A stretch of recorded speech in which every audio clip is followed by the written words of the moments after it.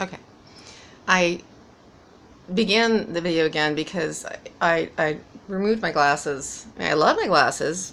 You know, they're cool glasses, but wearing them gets the little reflective, the little dual window in them, which can be a little disorienting. I don't know. But then again, without them, it's just, hi, here's my globe of a head.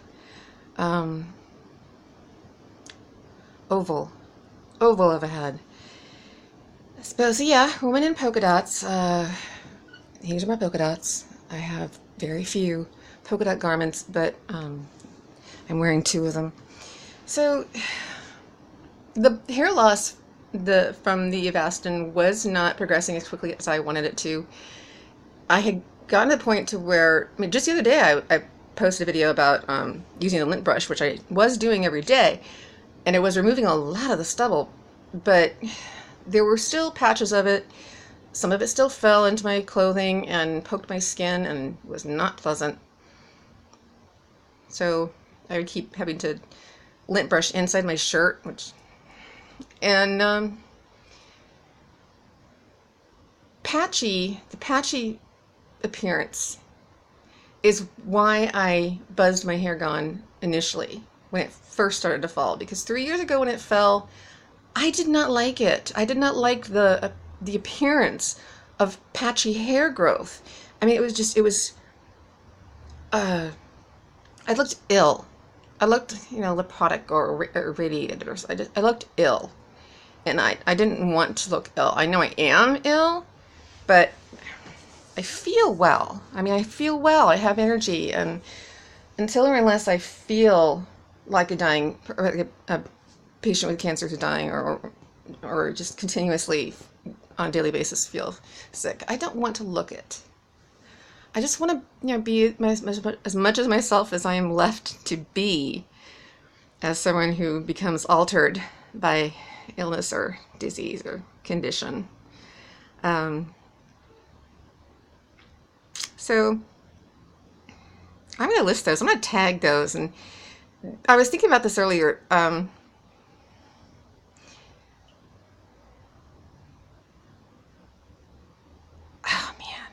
I had some really good thoughts, and then, as chemo brain does, because it's a fierce bastard, chewed a bunch of them up and spat them out, and now they're just mulch in the air. I don't know how I got to the domino I got to. It was about the progression and the consumption of cancer. Just the type of disease itself is consumptive and reproductive. That's pretty much its entire goal, is make as many of me as I can and then occupy the host body. Talk about egomaniacal. Talk about totalitarianism. And so I was remembering a card I had back in the day when I was an early teen. I'm talking 70s, early 70s. We used to have, we had no tablets or cell phones, iPhones, any smartphones, anything to record life on other than a cassette. We had cassette recorders, and we had portable cassette recorders. We had 8 tracks prior to that, and reel-to-reels prior to that for voice. And of course we had the little motion picture cameras, which did not look anything like a little video camera, or camcorder. Oh my gosh. And Polaroid cameras and film cameras were the predominant means of capturing an image. Were good old film cameras with rolls of film. I used to really enjoy that. I used to enjoy the rolls of film, the aroma that wafted off of them, of whatever kind of solution the film was treated with, and the little lip of film that would stick out behind the seam, and you'd have to kind of get the film and feed it through until it caught on some little ratchet wheel, and then you roll that around. You close the camera back and you roll that around until there was a fresh bit of film to expose. I really liked cameras. That was fun. But back in the day, one of the things we used to have were these postcards that were just full of witticisms or something profound, and they were just written on them in black ink on white. Probably came out in the same time as generic food products and generic books. That was a fad. Didn't last terribly long, I don't know, a few years, but that was kind of, those of you who are old enough to remember it, or those of you who have researched cultures before your time, and contemporary culture. And yeah, you walk along in the grocery store, and in amongst the Del Monte, it would be cans of white cans that with black ink that says corn, tomatoes, chili, meat,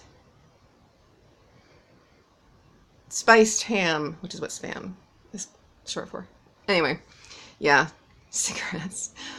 They were cheap. You know, hey, they were. In any case, this white postcard said, growth for the sake of growth is the ideology of a cancer cell.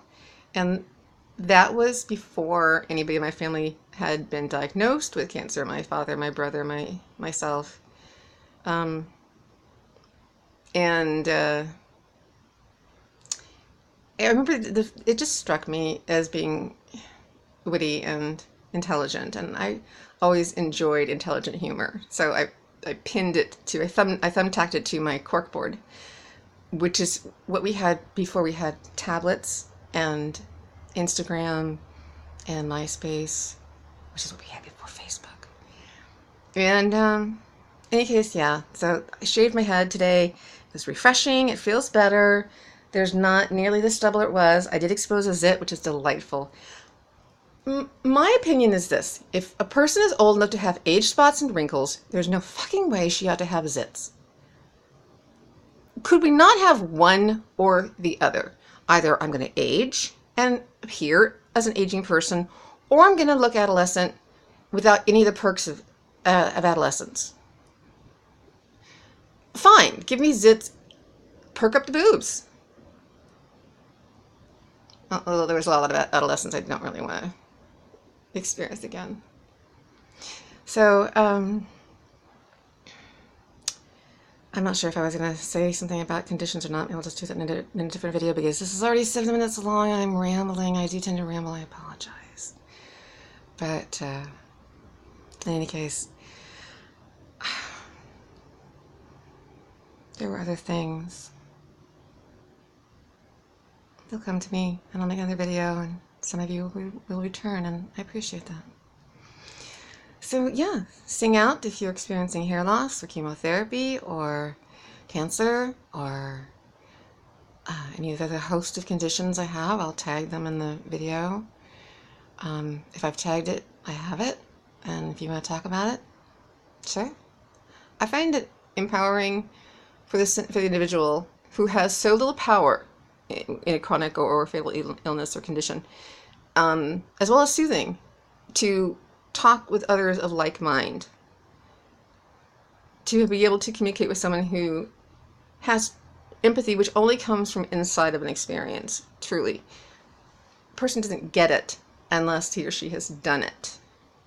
So, or is doing it. So in any case, be well. I will talk to you again soon.